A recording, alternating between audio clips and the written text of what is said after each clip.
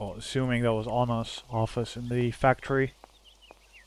But then again, I'm just going, you know, randomly trying locations where, you know, I don't really have any clue what could possibly happen there, but you know, it's where I got the music cylinder, which I still find weird, but I don't know. I've just still had the feeling that I'm missing something in that room.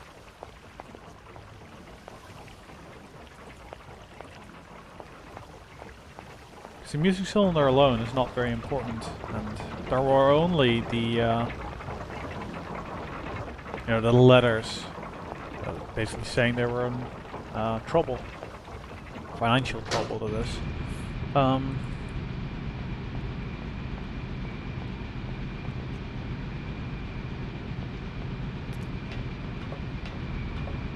I really don't think I can do anything with the doll there, but we'll see. We'll see.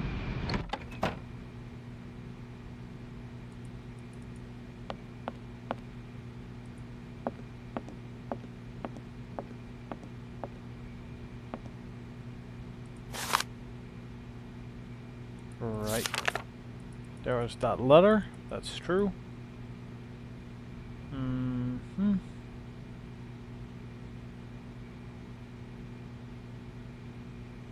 Yeah, what was that object? Prehistoric doll. It is. I have it. It wasn't that hard to find.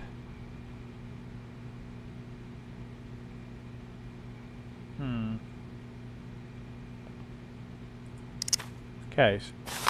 Sorry. The other was this. Is there something here that I should, you know, closely examine? No, I don't think so. So yeah, that doll is mentioned. So it's not like you can use it or anything. Let me just read the last bit here again. Locomotive was ready within a week. I completely kind of forgot about this letter though. Well, I vaguely remembered it because obviously I knew something with there was something with that doll, but we'll finish him soon. Yeah, complex thing for the locomotive. And Hans wanted the doll.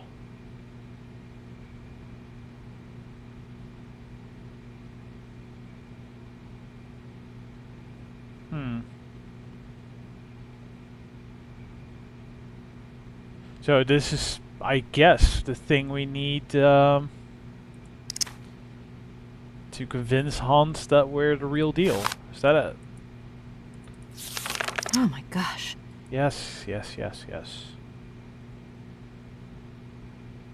So, so that has to be the purpose of the doll then. This thing's jammed.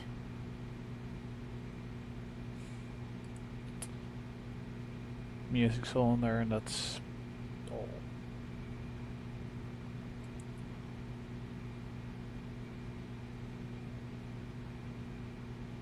Yeah, music cylinder's weirding me out. I have no idea what I'm supposed to do with that. Put it in there. No. I mean, this just played a song, right? Yeah. It's nothing special in there.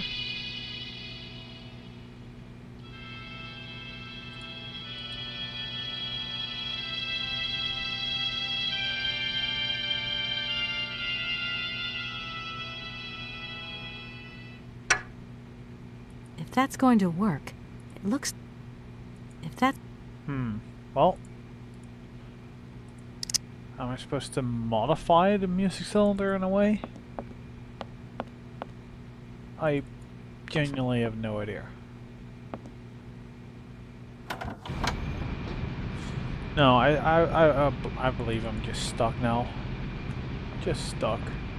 I need to find that key or the key for the crypt, I should say. That's what I need to find, so I'll just run over to the church. 'Cause I believe it pretty much has to be over there. I mean...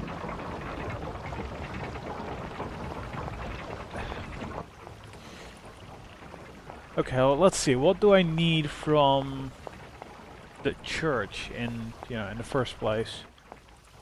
What I need is some sort of evidence that the priest or caretaker or the coroner or they're all the same person, right? So that he knew that he was not burying Hans's body. That's what I need to find proof of, really. And after I know that, then I guess I can... Well, then I still don't know where I'm supposed to be going in Syberia. But at least I have the doll, so... At least whenever I do find him, I guess I'll have something to show. But for now there's this. That was just locked, I think.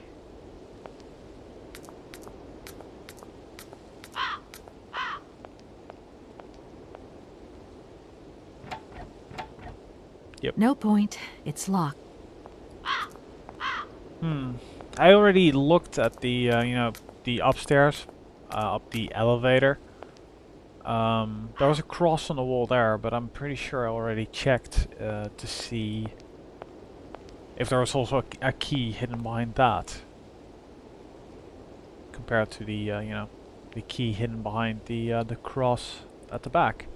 Let's go back there, because has to be something, right? Has to be something. There doesn't have to be, but I'm hoping there is.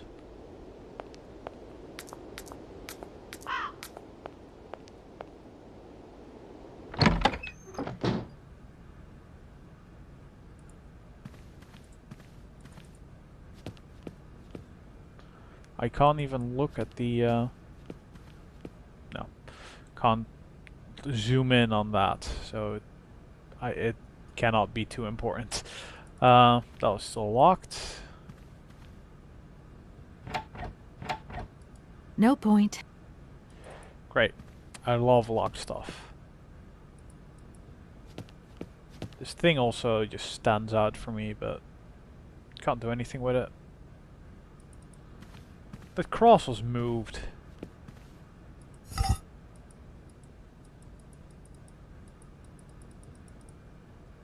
nothing. Nothing else.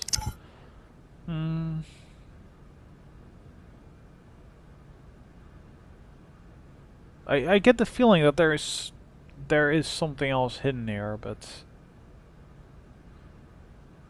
considering it's a game, my thought is immediately cast upon the altar. How often? Well, it's not too often, I guess, but if there is something hidden, it's an altar that moves or something, but not in this case, by the looks of it. I still need to turn that thing, though.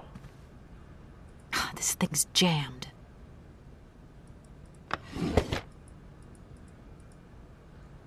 I also missed something in here, but...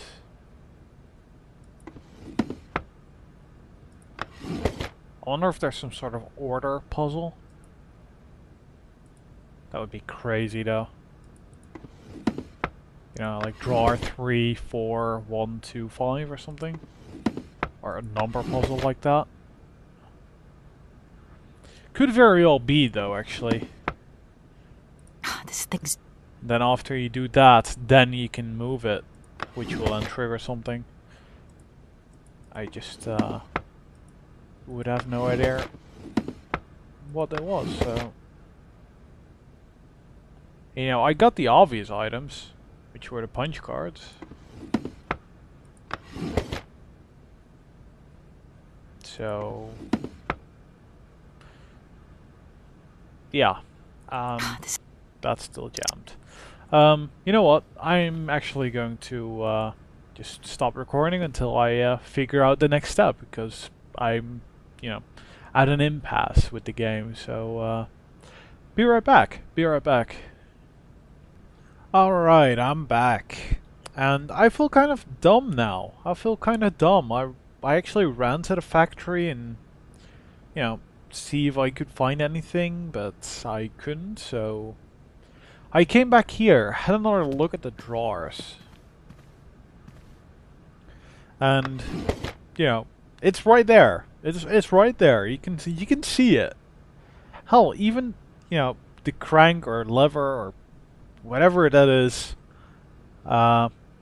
on this height of this drawer. So I never opened this drawer and then did that. You could see that key. You could see that key. I mean, just look at it. It kind of stands out, doesn't it? But I was just totally fixated on this. Totally fixated. So let's pick up the giant key. Guess where that's going to be helpful. I'm assuming. And... ooh, hello. To my successor, the Valadilene parish priest. The sanctity of confession is a sacred vow. So, these revelations are the result of much soul-searching and reflection. One day in March 1938, Rudolf Vorarlberg knocked at my door. I was a young priest then, and was overawed by the dominant personality of the town's most important Accure. Okay. It's a new word for me. I remember it was raining that day, and beneath his dripping hair, Monsieur Vorarlberg's face was the very expression of eternal pain itself. Through gritted teeth, his eyes swimming with grief, he announced that his son Hans had just died. He wanted me to come immediately to bless the body. I entered the dark drawing room at the family home. Hans's coffin was set in the middle, sealed shut. Monsieur Vorarlberg explained to me that he wanted no one else to see the body of his son. Hans's badly mangled corpse had been discovered at the bottom of a precipice. It was presumed that he had slipped and fallen badly. Despite his 18 years of age, the young Vorarlberg did not have all his faculties. I believed him. I led the funeral and officiated the mass and burial. We buried Hans Vorarlberg with all the dignity and solemnity befitting such a tragedy. Life indeed hangs by a thread, and I would have surely forgotten this episode only several years later, after the father's death. Anna Vorarlberg had an accident at the factory and nearly died. Such a close call with death seemed to awake in her a need to confess. What I heard that day would haunt my dreams thereafter. She told me that the body of her younger brother Hans was not at rest in the family tomb, for the simple reason that he was still alive. I had blessed and sanctified an empty coffin. I had assisted and sanctioned a masquerade staged by Rudolf Vorarlberg himself to exorcise the blind hatred he felt for his son. His son had left, and he felt betrayed. A man who preferred to believe and make others believe his son was dead, rather than accept this truth, had shamefully deceived me. What kind of priest was I? And what kind of priest would I become? Our merciful Father alone will be my judge.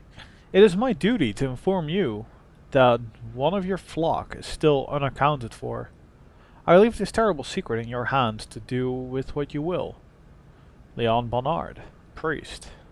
Alright. So we took that, that's good. What? Okay, well let's go to the tomb then.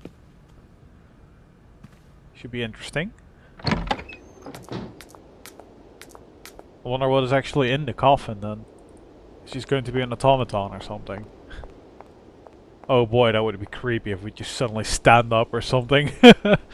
Oh, that would make me shit my pants. Probably.